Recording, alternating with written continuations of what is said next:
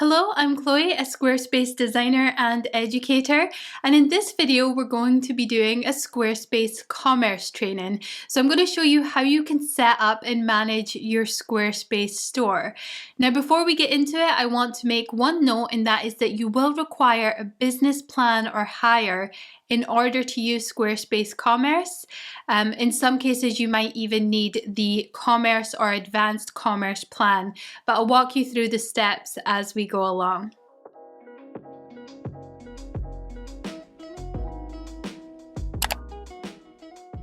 To begin, come into the back end of your Squarespace website and select Pages. Under your Not Linked section, click the plus icon, and then under Collections, choose Store. You will then be asked to choose a layout. It doesn't matter which one, you can customize it later. And then you can give your store a name. Now you'll see by default you're given a number of demo items. If you just want to use these as a base and switch out the text, the images, and the pricing, you can hover over until you see these three dots, click, and then select Edit. Alternatively, you can just delete these. If you want to change the order of your products, you just click and drag and drop. And then to add a new product, click the plus icon.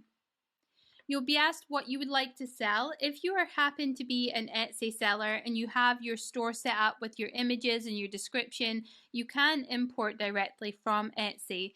If not, you can choose either a physical product, a digital product, a service, or a gift card. Now, the two other features Squarespace offer are members areas and scheduling. They're premium add-on services to Squarespace, so we're not going to cover them in this video, but I will be making a video on each of those in the future. So to begin, we're going to select physical product, and all you need to do is follow the page down, adding in information that is required at each step. So let's start by adding product name and description. If you would like to add some additional information, you can click here to do that. It's going to bring up a blank page that works just like any other page on your website, and you can use content blocks. So if you want to add a longer description or a video or your process, some frequently asked questions, or some testimonials, this is where you can add that information. Once you're done, just hit apply, and now you can upload your product images. I recommend between 3 and 5. You can drag and drop these images too if you want to change the order. Just make sure that you also upload your thumbnail image. This is the image that is going to display on your storefront. Once you've done that, scroll down to inventory and you can give your product a price. If it's on sale, you can click this little toggle and you can add your sales price.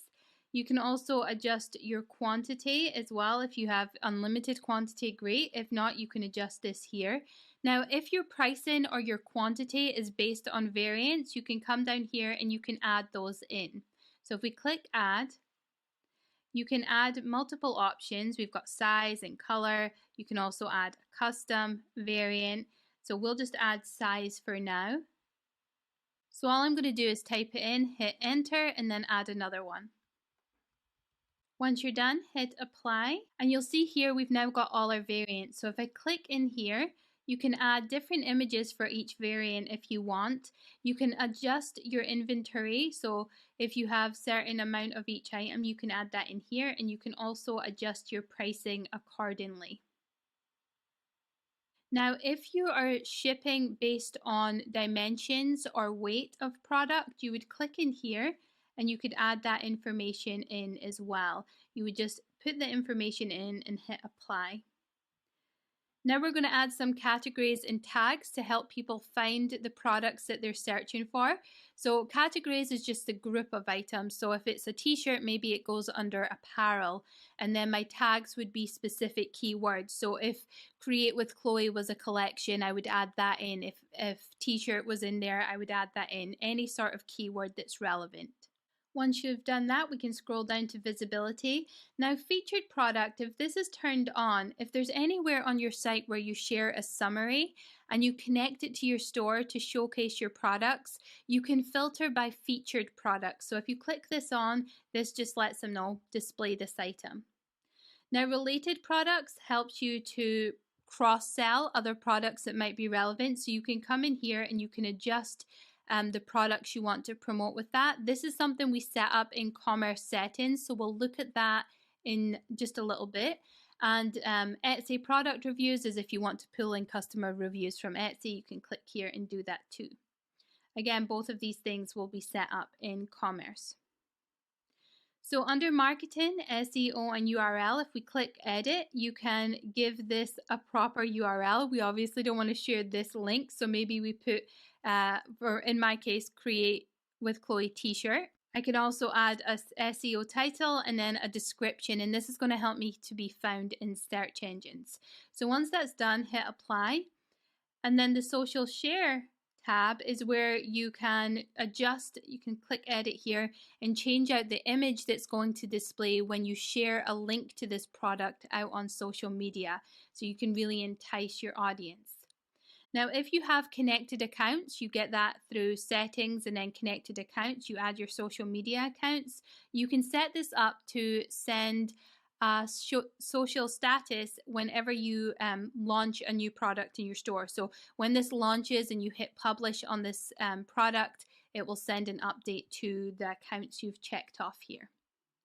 And then the last section is checkout. So custom button is just if you want to add a new label. So maybe you don't want it to say add to cart. Maybe you want it to say buy now or something with a little bit more personality. You can add a custom form. So this works like any other form if we just create new form, and you can add form fields. So this is good if you want to collect specific information. Maybe not so relevant with a t-shirt, but say you were selling something that was handmade and you could add a personalized message. You could have a form there that asks people to fill in their personalized message. And then subscription. So you can offer products and you can offer services on a subscription. You cannot offer digital products on subscription. So if you want to offer this, you will need an advanced commerce plan. And then here you can adjust the frequency of the subscription and the number of billing cycles before it expires. So once you've done all of that, you can then hit save, and you can save it as a draft. This means it's going to be hidden. It's still there, but you're working on it. You don't want to launch it in your store yet. You can save and publish, or you can schedule it. Now, once you start adding products, if you're adding products that are very similar, you can come in here and you can duplicate a product too. And what that's going to do is just save you a little bit of time. So if we hit save and publish, you will see my item is now in store, and because I've added my category, anyone who is visiting my store can click apparel and it's going to filter through to my t-shirt. Now, to add a digital product is a very similar process. So if we click on the plus icon and we click digital, you'll see it's exactly the same. The only difference is here you would upload a file. So you can upload a PDF, you can upload a zip file, a PNG, an audio file, anything under 300 megabytes you can upload here. So you would upload that there, you would give it a price, you would give it a sales price if it's on sale. Again, add your category and tag, and follow through the exact same process. So let me go ahead and add some information as an example. Okay, so you can see I've uploaded all of my information, and I've put this item on sale just to show you how it works. So I'm going to hit save and publish again. And as you can see, it's now in our store with the sale tag on it. Now, one note I want to make about digital downloads: when a customer purchases, they're going to be sent a secure link to download the contents. This expires after 24 hours. Now, this is a security measure to stop people sharing the link to your downloads without having purchased it themselves. So what happens if they click an expired link, it's been over 24 hours, they will just be sent a new secure link. So they'll still be able to access the information with ease. Now let's go ahead and add a service. So click the plus icon, click services, and you guessed it, it's the exact same thing. The only difference is here there is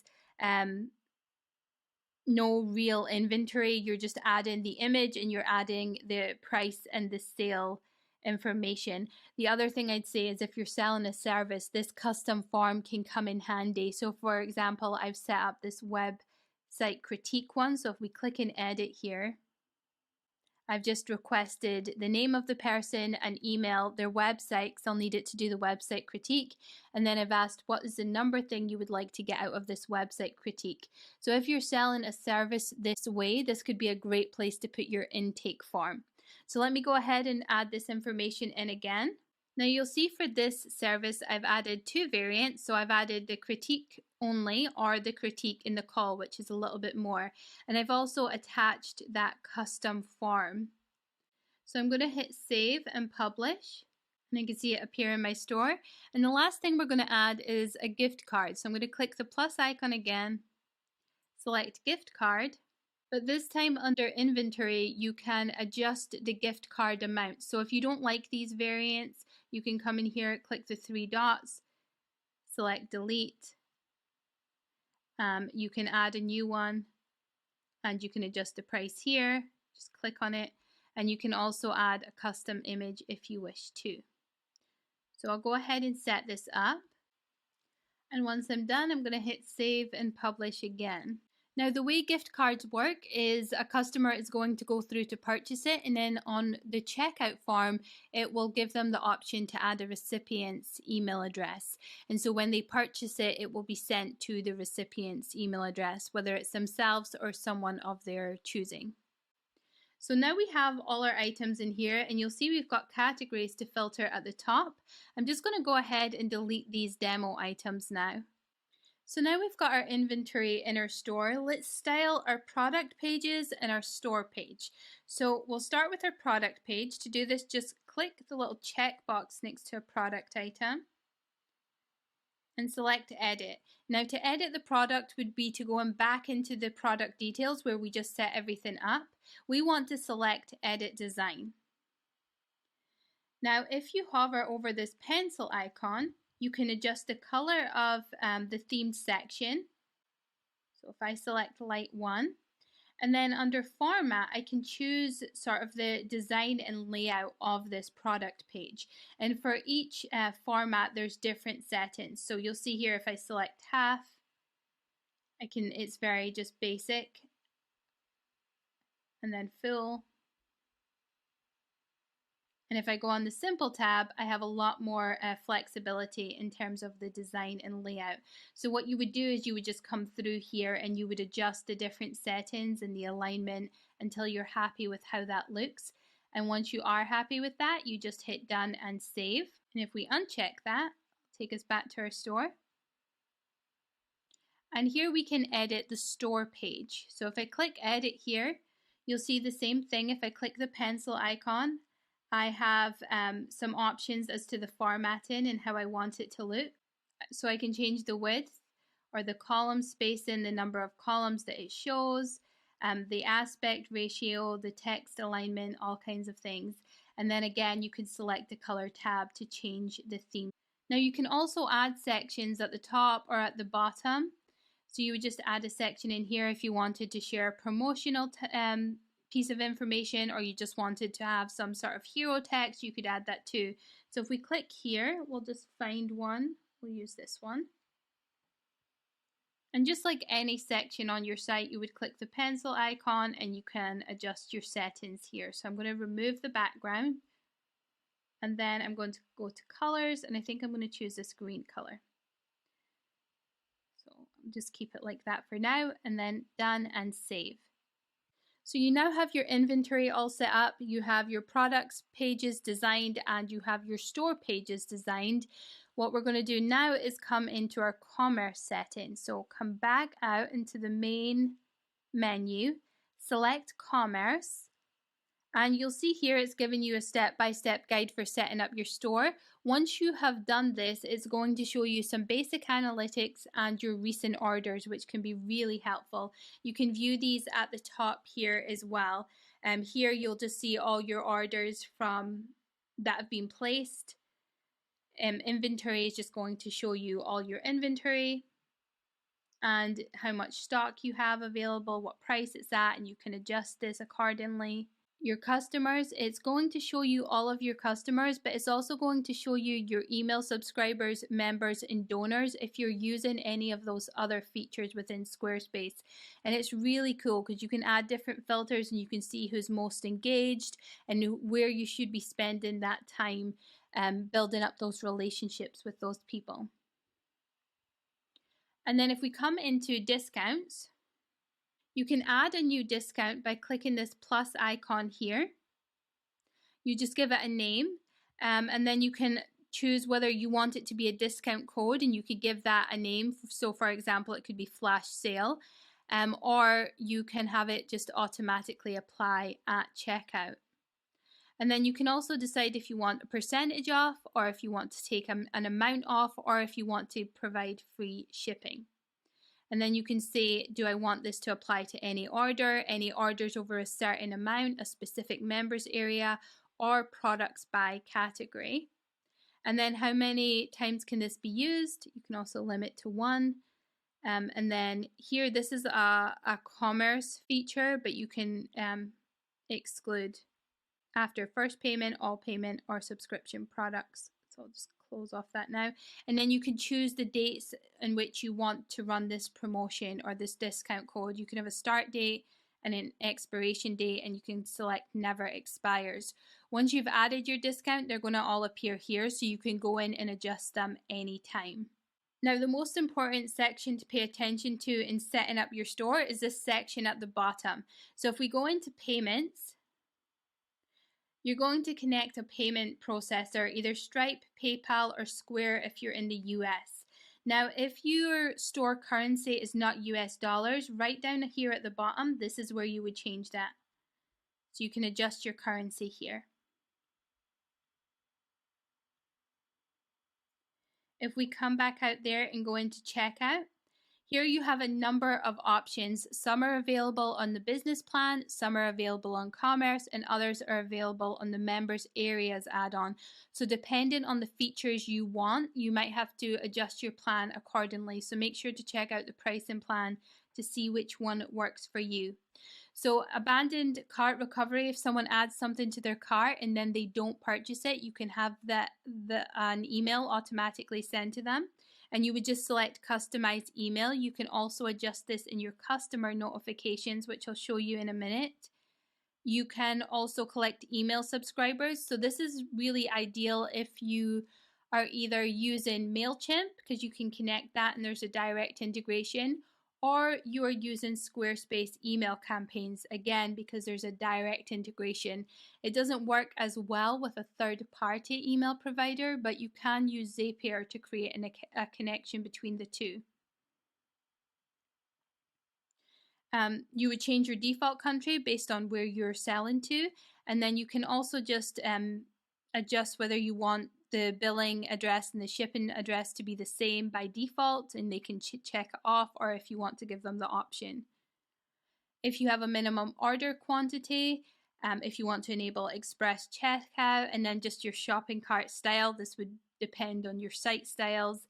And then continue shopping, you might not want to send them back to the home page, you might want to send them back to your store page. And then here you can choose if customers are limited on the number of services they can purchase. Again, that's up to you and what kind of services you're selling. And then if we go on additional fields, this is really if you are collecting shipping and billing information, or if you want to enable a custom checkout form. So again, this is great if you require extra information from your customers when they purchase a product. Checkout page store policies. So here you can put your return policy, terms of service, and privacy policy. And you don't necessarily have to write the full thing in here. You can just write privacy policy and link to your privacy policy if you have this elsewhere on your site.